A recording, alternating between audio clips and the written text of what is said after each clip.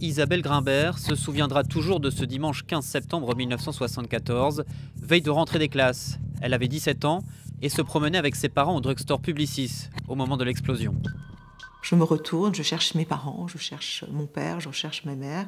Et là, je vois que ma mère est gravement blessée et mon père est par terre. C'est quand même 43 ans de souffrance, de douleur, d'avoir une mère seule, malheureuse. Et puis bon, j'ai plus mon père, qui était un homme doux, gentil, bienveillant, à l'écoute des autres. Et il nous a manqué terriblement toute notre vie. Qui est à l'origine de l'attentat?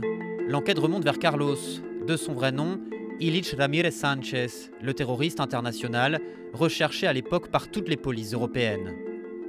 Après 20 ans de cavale, Carlos a été arrêté, puis ramené en France, où il a déjà été condamné à la perpétuité pour une série d'attentats sanglants, rue Marbeuf, dans le train Paris-Toulouse ou à la gare Saint-Charles de Marseille.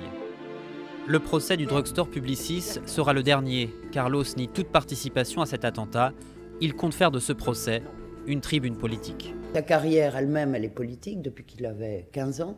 On sait très bien qu'il était au Front populaire de libération de la Palestine, qui s'est engagé toute sa vie pour soutenir la lutte des Palestiniens, mais pas seulement, une lutte révolutionnaire. Je ne crois pas qu'il ait servi la cause des Palestiniens en tuant à l'aveugle, et il a juste enrichi son compte en banque sur le sang des victimes.